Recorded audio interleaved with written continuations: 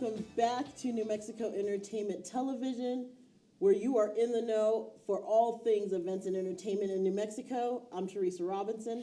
And I'm Steph Darnell.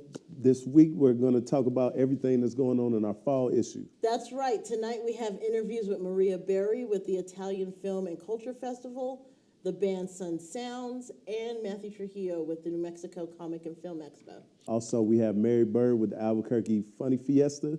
We have comedian A. Castillo talking about a new column that she has in our magazine. Mm-hmm. And we also have author Maria Gomez sharing her experiences with writing the book, Gramita's Tortillas. So, let's get started. Let's do it. New Mexico Italian Film and Culture Festival lets you experience Italy through food and movies, including 7 acclaimed films with stories of romance, crime, history, and intrigue. Scheduled for October 12th through the 17th, the festival is excited to be back after the pandemic for another stellar run. Tonight, we have Maria Berry here to talk more about the event.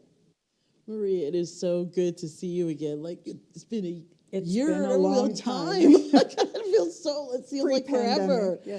Yep. So I want to start by asking, because we never really got to ask this question. What is the importance of having an Italian film festival? The importance is really twofold, and it's been that way since the inception of the festival in 2007. Twofold. First thing is, it's a way of giving back to the community, and we do that through children. Our beneficiary of the festival has always been an organization that serves children's health needs or their well-being in general. Children's Hospital, for example. And currently, we have as our beneficiary NDI New Mexico, the National Dance Institute New Mexico, which is the premier youth development organization in the state. Wonderful organization. The second way that we are important is that we are a celebration, a celebration of all things Italian, basically the richness of Italian culture. And we raise awareness of how much this funny-shaped little country in Europe has done for the world at large on so many levels. Italy has set the standard for art and architecture and science and music and fashion and design, and certainly food. It's where the slow food movement started. It represents the Mediterranean diet. And filmmaking Italian filmmaking has influenced filmmaking across the world. And when I talk about the influence of Italian culture, I never want to leave out what Italians have done for New Mexico as a state, and specifically for the city of Albuquerque. Italians started coming to New Mexico at the turn of the 20th century. They came to work in the mines and on the railroads. And then they began coming to Albuquerque from the north of Italy as entrepreneurs, businessmen. So they started the first grocery store in Albuquerque. The first, I guess they used to call them saloons back then, but the first saloon. Then, as years went by, they built theaters, some of the famous theaters, landmarks in Albuquerque now, the Sunshine and the Chemo, and the Highland Theater, where we have the festival, or we hold the festival now. So they've been instrumental in the cultural, social, economic development of New Mexico and certainly of Albuquerque. That's what the festival is all about. Children giving back to the community and then raising awareness of the richness of festival. So what can we expect with this year's festival? This year's festival is, I want to call it a modified festival. We're not able to do as much as we did in the way of food, for example. We used to have three food, wine, and live music events. This time, because of COVID concerns and restrictions, we can only have one food event, but it will be great, and it will be at Nick and Jimmy's restaurant on Pan American Freeway. They did our grand finale food event in 2019, and it was a huge hit, and people loved it, and so we're grateful to them for being a title sponsor and stepping up again, saying, listen, let's do it, and let's do it at our restaurant. So food, live music, wine, Nick and Jimmy's. And then most everything else will stay the same, except that, of course, we will be socially distanced, which Italians don't do very well at, but we're going to make a huge effort, and we'll have seats separated in the theater. We will require masks. We will have to do what so many other events are having to do these days. So. Absolutely. So where can people find out more about your event? We have a website, italianfestivalsnm.org, and the entire program is there on that website, as well as links so that you can buy tickets. Wonderful. Maria, it's great to see you again. Great to see you. Thank you for having me. Thank you. We'll be back.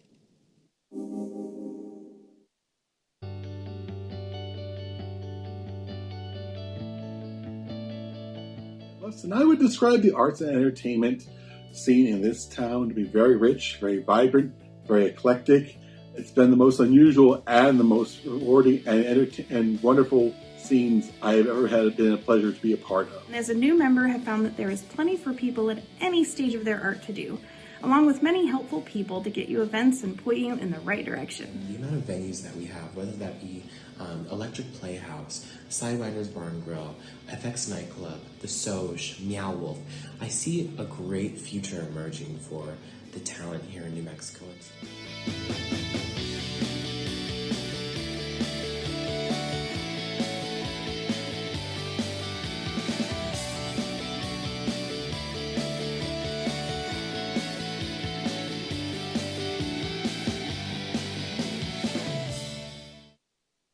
Sun Sounds is a musical project based out of Albuquerque. Their music is described as desert dream pop with a hint of jazz and neo-soul. Bandmates Tessa Nickerson and Ribbans are joining us tonight to talk about influences, inspirations, and how it all came together. All right, Tessa, how y'all doing today? Doing pretty dang good. Doing well, feeling good. Feeling good. Fall is approached. We're ready. That's what's up. So how did Sun Sounds get started?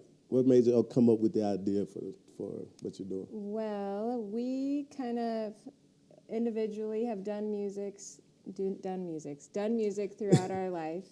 And we met each other, we started dating, we played with our friends, we have a good friend group that plays music, and then it kind of over the pandemic actually is when we kind of formed Sun Sounds and wrote a lot of our music, and yeah.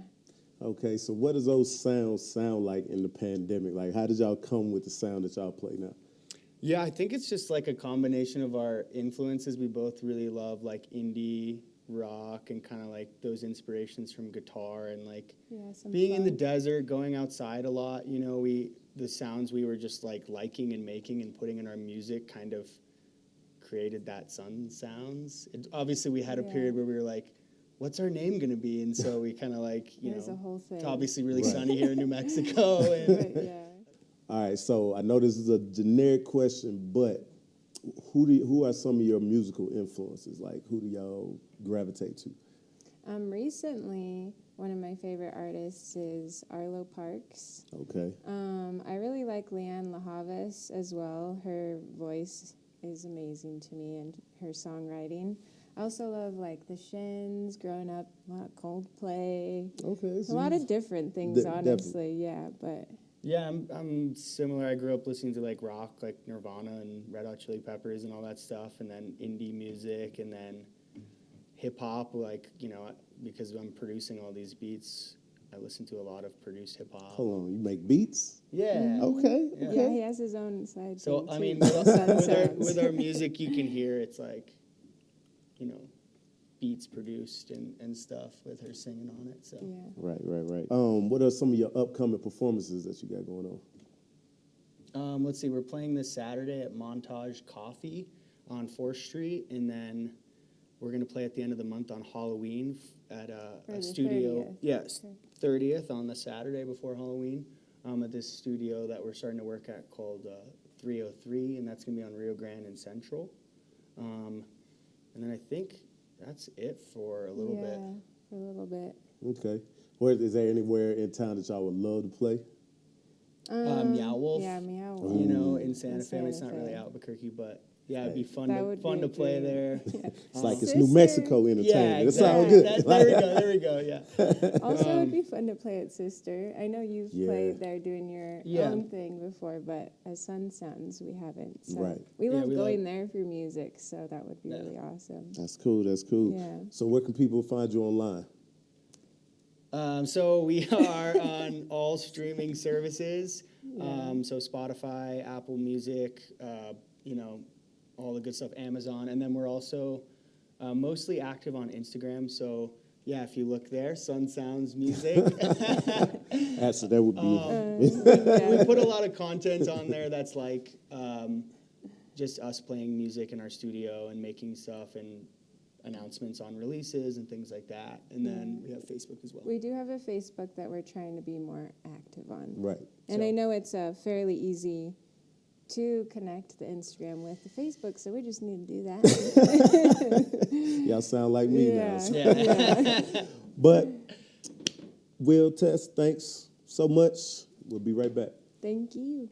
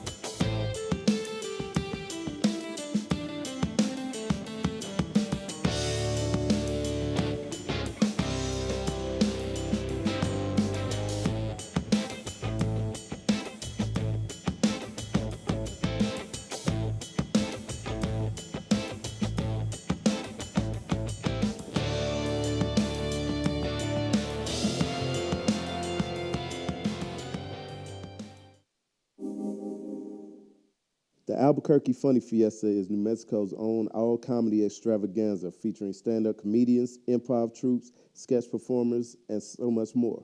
Mary Byrd is joining us to talk more about the event. Mary Byrd, welcome. How you doing?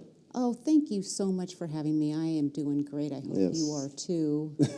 I'm doing pretty good. Mary Byrd, you are one of my OGs. So first of all, in the comedy game, you were already doing it when I first started. So just want to give you your flowers. You know what I'm saying? It's Mary Byrd. Yeah. So the Albuquerque Funny Fiesta, how did the idea of this come about? This is the brainchild of Arts Hub. Okay. And they're an Albuquerque artist advocate. And they do all kinds of, they do classes for people to market themselves and things like that. Well, in about 2018, they surveyed the artistic community, and they did surveys, they did interviews, they did focus groups. They interviewed over 600 artists. Wow. And what they found is that the comedians needed more love. We needed more love. We were looking for that. We needed bigger exposure, and also we needed Albuquerque to know that there was a thriving comedy scene here. And so they said, we're going to do a funny fiesta. And there's a bunch of wonderful people. They're comedians, but people who are also in improv and write other things and just dang funny. And so it's been amazing. So. That's what's up. So it started in 2019 was the first one, correct? Or Yep, after we planned for a year. After the survey came out, it was like, ah! Okay. So, of course, with mostly everything in the whole country, everything shut down during COVID. So how did y'all utilize the time to, maybe create a better festival? Or? Well, what happened is we were planning from right after our other festival. Okay. So, we took off until September when we were planning, and then South by Southwest got canceled, and we're like, oh, no. that was the death bell. That's, that was our tipping point, because it's like, well, maybe we'll be better in June. We were not, as you know. Right. But it gave us time to work more on how we wanted it to be. We were one weekend, we've grown into 2 weekends with workshops and special events in the week in between. So that's where we spent that time, after we finished crying. Right. So everybody was crying a little bit. So, oh man, I'm sorry, y'all. I had it and then I lost it. Okay. You have some great comedians on the show. How was the selection process? How were they chosen? Well, the judges, they went through almost 80 submissions. Okay. And they were judging on 4 different categories: professionalism, writing, originality, and crowd response. And that's how we got our selections. Okay. Now, does any of those 4 criteria rate any higher or less? No, not really. They really tried to, it's like, we're scoring like this. This is what we're looking for. It was just standardized. And then we found out that we all had similar senses of humor. Right. It's like, that was awful. I thought so too. And that guy's great. Yeah. Let's invite them. Like you. We invited you. We're so happy to have you. But, so what do you want attendees to take away from the Funny Fiesta? Well, we're hoping that people will come away realizing that there is a pretty vibrant comedy scene in Albuquerque, and maybe encourage them to go into other shows and open mics and just laugh their asses off. Okay. Where can we find you online? Look for us on Facebook and Instagram. When our ticket sales get up, we're still fine-tuning shows. We'll be blasting that website all over the place. But for right now, on both Instagram and Facebook, we're announcing our comics one by one. Okay, so it's Albuquerque Funny Fiesta on Facebook? On Facebook. Okay. What about Instagram? And Instagram. Same thing? All right. We That's are what I'm talking about. connected. Ease of use. Well, not me personally. People on my committee. I'm not true for me. Well, thank you, Mary. Thank you for coming through and telling us about the Albuquerque Funny Fiesta. Thank you for having me. I hope you guys come and see us. Definitely. We're planning something special. And we'll be right back. Hello, this is A. Marie Castillo, the sports comedian. I am now an official writer for New Mexico Entertainment Magazine. I'm going to be bringing you the best sports content in the most non-sports town, Albuquerque, New Mexico. Let's get it, baby. Just a little bit about myself. I grew up in Albuquerque, New Mexico. I am 35. I left when I was 18, and the land of entrapment brought me back here at 35. So hear me out.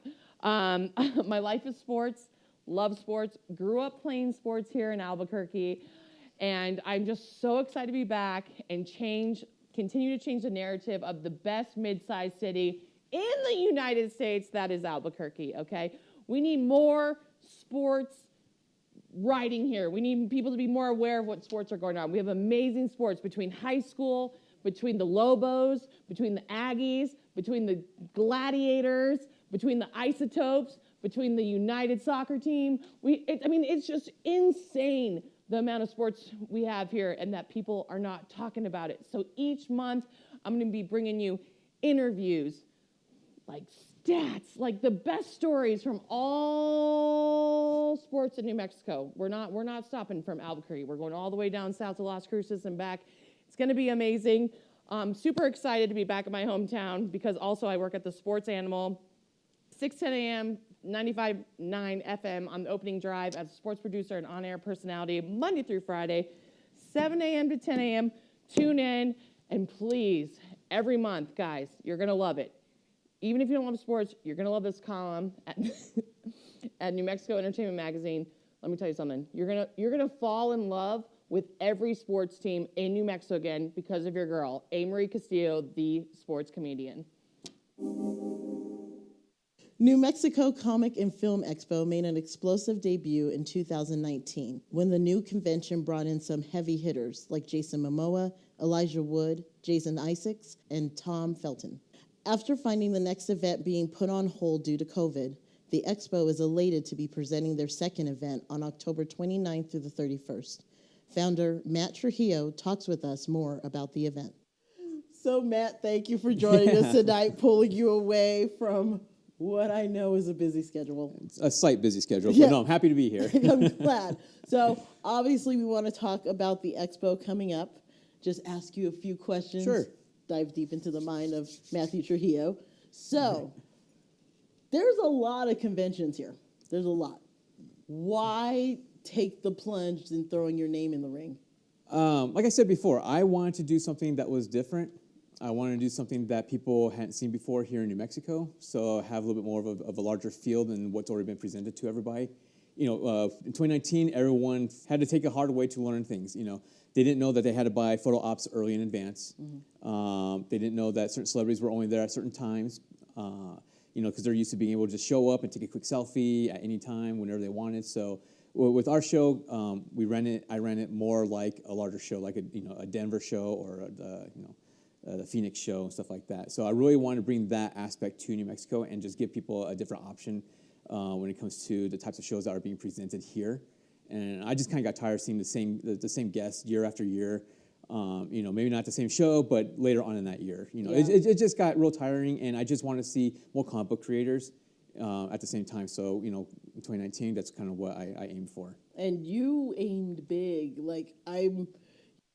You had Jason Momoa, Elijah Wood, Jason Isaacs, Tom Felton. How do you even top that, especially dealing with doing it after a pandemic? Unfortunately, there's no topping it. It's we're not a one and done show, but there's no way to top something like that, especially coming out of a pandemic where your Jason Momoas, your Jason Isaacs and stuff like that. They're not doing shows anymore. Studios won't let them. They're so busy filming that if they go do a personal appearance somewhere, they have to quarantine for 2 weeks. No production is going to let their star do something like that just to go make an extra buck, on the side over the weekend type thing. And because of that, I'm looking at different avenues. Again, a little bit of a smaller type of show, but we're still trying to bring out things, guests and have events and stuff like that aren't normally here. Mm-hmm. So which is why I decided to go the reunion route this year. So with casts of like The Sandlot and, the Mighty Ducks, Fright Night, People Under the Stairs, different things like that, bringing these people out that haven't done a show here and don't do a lot of shows together. So they don't do a lot of reunion shows anywhere else. So being able to kind of bring 3 or 4 guys from that show or that movie to do an appearance here is great because, I grew up with The Sandlot and the Mighty Ducks and, I'm 38. So most people in their 40s, early 40s, and whatnot will have the same type of memories that I do growing up and watching these types of movies. So, I just kind of figured, if we can't go huge with, another Jason Momoa or something like that, I'm going to tug on everyone's heartstrings and bring in, Mighty Ducks and Sandlot and stuff like that. Okay, so it's happening on October 29th through the 31st. Yes. Where can they find information about the event? You can get tickets. Tickets are available on the website, nmcomicexpo.com. You can find information on our Facebook page, NM Comic Expo, and Instagram, Twitter. If you're local in Albuquerque, in New Mexico, whatever, if you have to be in town, any of the comic book shops. We're the only show that will have tickets at all the comic book shops in town, as well as a couple restaurants and a couple toy stores as well in town. All right. No, we can send you home back. All right. Thank you for coming in. You're welcome. We'll be right back. Writing your first children's book can be a journey in itself. Gramita's Tortillas was originally a short story, but Maria Gonzalez wanted something more. This beautiful, all-ages storybook is already making waves. To talk more about her new book, we have Maria joining us tonight. Thank you, Maria, for joining us this evening. Thank you for having me. So, why don't you start by telling us about your relationship with your grandmother? Sure. So my grandmother was like a second parent to me. I grew up with her in the house. It was me, my mom, my sister, my grandmother. So whenever my mom was at work, I spent a lot of time with her, and we were very close. So this is a really wonderful tribute to her. Tell us about the book and how long it took to get printed. Yeah, so this book shares the story about growing up with my Gramita and how she would bring the family together with her tortillas. And her tortillas really symbolize love and unity, and I wanted to share that memory and a little bit about our culture. So that's what this book is about. And as far as bringing it together, like making it happen, it took about a year after I wrote the short story to get it published and illustrated into a children's book. So what do you want readers to walk away with after reading your story? I really want readers I want to warm their heart. I want them to feel comfort, like a sense of home. I hope to inspire readers to kind of make their own traditions with a loved one. If it's not tortillas, maybe it's something else. But I really do want readers to kind of just feel a piece of home and be able to make these kinds of memories with their loved ones. So where can we purchase the book? My book is available on Amazon. I also have an Instagram for Gramita's Tortillas, so I love to post updates there. I love to share the journey. Recently, I was a vendor at a market here in Dallas, so I posted about that, and I really just love to keep updating and tracking the journey with this book. So I would love if you guys could follow there, and this book is also available on Amazon as a coloring book, too. Oh, that's cool. Well, Maria, thank you for joining us this evening, and congratulations on the book. Thank you so much. We'll be back. Here is your New Mexico Entertainment in 60. Day of the Tread is a Halloween-themed bicycle event for riders of all ages and skill levels. Celebrate the end of the cycling season while supporting New Mexico children and family charities. Day of the Tread happens on October 24th in Albuquerque. Dragon's House of Horror is proud to present the upcoming Mile of Terror. Get your seasonal horror thrills at the newest Halloween house in a COVID-safe environment entirely from your car. Mile of Terror happens October 25th through the 31st at the Santa Ana Star Center in Rio Rancho. Cine Magnifico Albuquerque Latin Film Festival covers the issues that exist to aim light on the community and endow them with visibility through cinema. Cine Magnifico takes place on October 22nd through the 24th at multiple locations throughout Albuquerque. This has been New Mexico Entertainment in 60. For more events and entertainment, visit nmentertains.com. Thank you for joining us again for another episode of New Mexico Entertainment Television, where you continue to be in the know. Join us next month as we talk all about the holidays in our November and December issue. That's right. You can check out our gift ideas in our holiday guide or see what events are happening throughout the state. See y'all next month. For more events and entertainment, visit nmentertains.com.